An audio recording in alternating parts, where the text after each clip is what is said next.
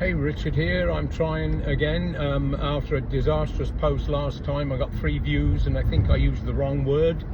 That now the American ownership, US ownership of TikTok doesn't like it. It wasn't a cuss word, a word that begins with Z. But anyway, I wanted to talk a little bit about the situation. We got this horrific, unprovoked assault on the Iranian people by US imperialism here. And I happened to say to somebody, about, a defeat. I don't believe America will be defeated here by any means. I never ever dreamed or believed that there was a fear of Iranian attack. Iran's not the aggressor here. And but a crushing blow, it's already a blow for US imperialism, but a crushing blow for US imperialism would be good for us, American workers. And I think even some of the, of course you never know with translations, but nations where they say death to America, I see one of the mullahs was saying we don't mean the American people, and they probably don't. I think 2 million people came out into Tehran after 9/11 in sympathy. So Iran is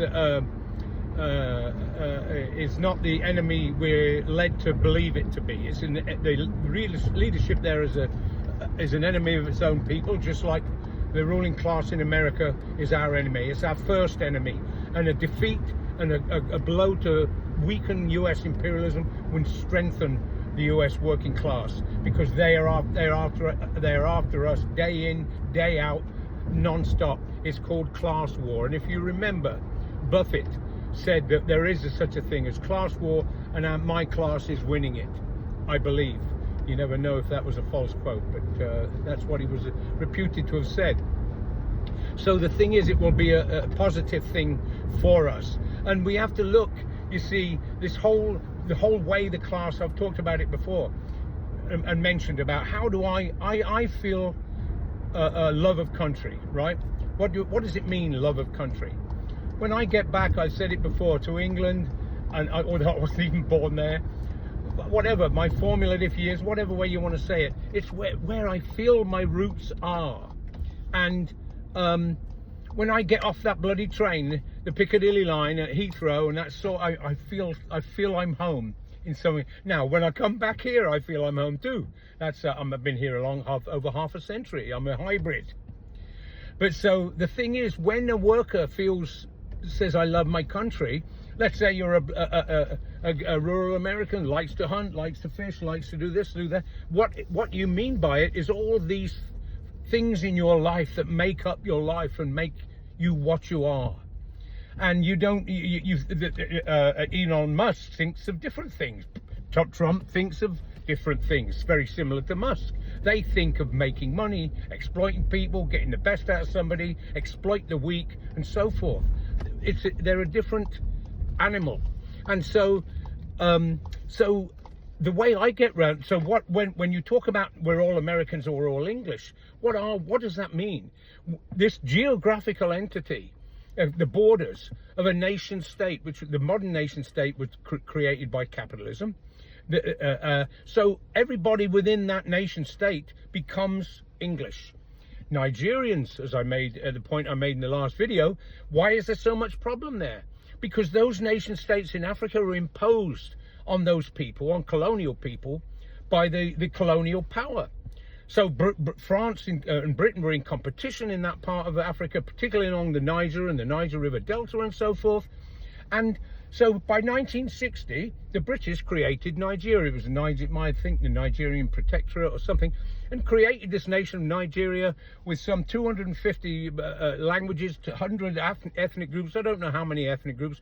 And they put a box around and said, okay, you're Nigerian now. So it's only natural. And I remember in the 60s and 70s, 60s particularly, where people said, because there were tribal struggles, like in Angola, but ZANU and ZAPU and everything else, people would say, it's the backward, it's the banana republic, they don't know how to govern. It's the same thing they say today about all non-colonial people, former colonial people. They don't know how to govern. Well, the fact was that the consciousness of being Nigerian had not yet had time to develop. It develops over time now. Nigerians say, I'm Nigerian, but there's still that strong tribal, just like with Native Americans, right? And so that consciousness, and just in England, they weren't always English, you know. The peasants in France would have said, I belong to Christendom and this lord or that lord. They didn't. There weren't those nationalities and therefore national consciousness. So when America was formed, what did they call it? What did they do? That term is what I'm thinking of. Indivisible, under God, which is bullshit there. But indivisible. They do that to, again, unify the nation state. We're all Americans. Well, me and Warren Buffett have very different views about the world, different experiences. So do people that grew up in Pennsylvania in the coal mines, or Virginia in the textiles, or up in West Virginia, up in New England in the textile mills, or Africans. And you know the point I'm trying to make here. And so they have that word to bind us together with them. And so most Americans, why I say it's okay to say a defeat for American imperialism will strengthen us, because Iraq is not fighting to invade America and occupy it, and like the same way that America is behaving around the world, and the British capitalism and Western European capitalism has. It's fighting a defensive battle. All of those nations there are fighting defensive battles, and the only reason that the Arab regimes are supporting the US is those regimes are corrupt, rotten, semi-feudal families. They're bribed, their arms come from the US to protect them from the Arab masses. That's the big fear they have. And so this whole idea of that you can't, we're attacking all as if they're attacking American. And I'll end with this, and I said it before, I hope I don't repeat too much in these things, is that how do I get by that? Like when I went over to England during the 90s, and early part of the century here, when Bush was there, Americans, a lot of them were putting maple leaves on. They didn't want to, they were so disgusted. Not me, mind you, I have an accent too, I could switch, right?